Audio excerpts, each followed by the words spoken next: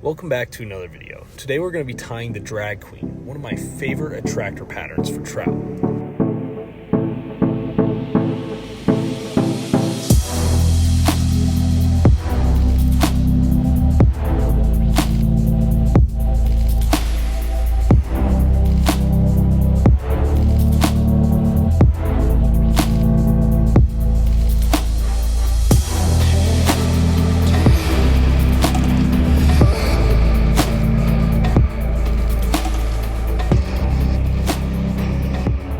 Been one of my go-to searching patterns for trout over the past couple years. Everything I've found online looks like it comes from this place called Royal Treatment Fly Fishing based out of Oregon.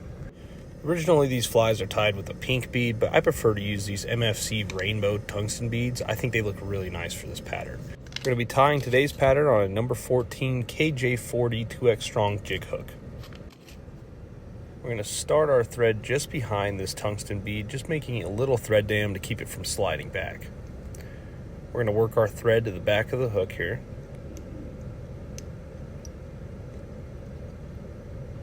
I'm going to cut the excess free. Now we're going to come in with some Glow Bright. This is a Shade 1 Glow Bright branded floss. This is what we're going to use for our hotspot on this fly. We're going to cut a section maybe 3 to 4 inches long, and we're going to double this over twice. That way we get a really nice thick hotspot on this fly.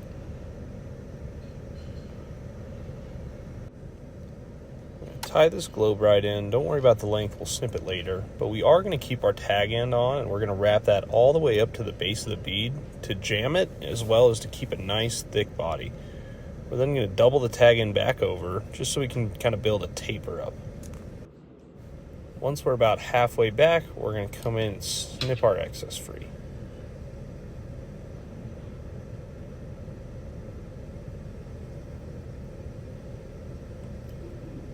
We're then going to clean up that tag end just a little bit with our thread.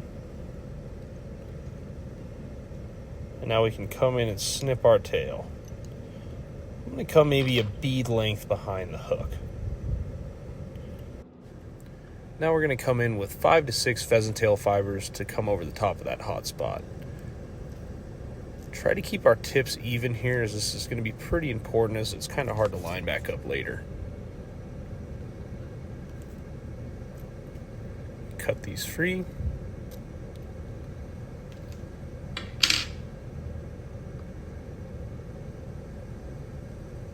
We're going to tie this pheasant tail in so those tips extend just past that hot spot.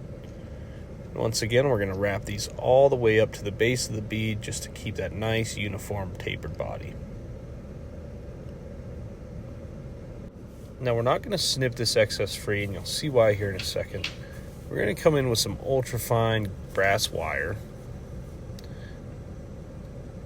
Tie this in and pull it just so that wire is not exposed anymore. We're going to bring this back down to the base of the tail. Now we tie our wire in like this because we're going to end up counter wrapping these pheasant tail fibers, and we want to make sure that the wire is almost placed chronologically. That way we're not pulling any of these pheasant tail fibers the way they're not supposed to be.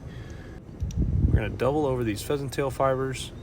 We're going to wrap forward, and we're going to throw in a half hitch. That way we can use the rotary function on this vise. Throw it in the cradle.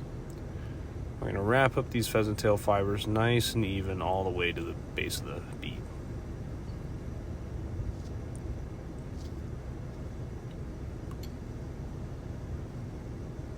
Once we're there, we're going to secure it with our thread.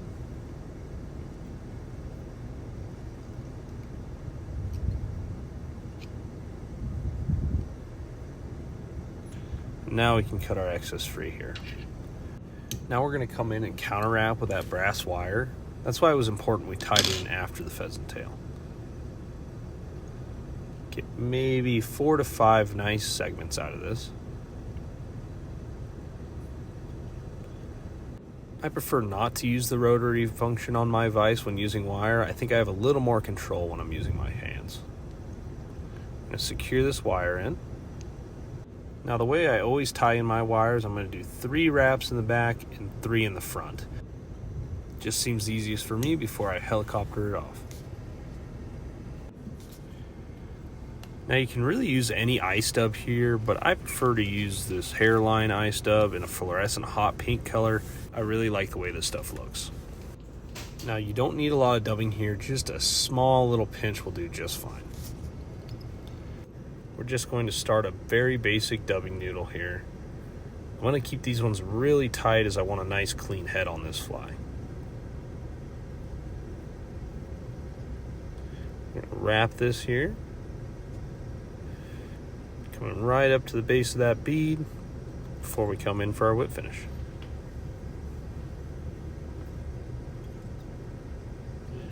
A really simple fly, but honestly these things slay. A lot of bass fishermen have their confidence baits. This is one of my confidence flies. I'm gonna throw this anytime I'm at a new river, or maybe it's a little bit chalky that day, or maybe the flows are a little bit high. Just one of my favorite patterns. And look how this rainbow bead turned out. It just looks awesome for this fly. This fly was actually named the Drag Queen because it looks like a Frenchy style fly in drag. It's got the pink tail, this pink scarf, the pink hat, just really brings it all together. I really hope you guys like these tutorials. I plan on putting a lot more out for you guys. If you want to see anything specific, let me know in the comments below. Please like and subscribe. Thanks for watching.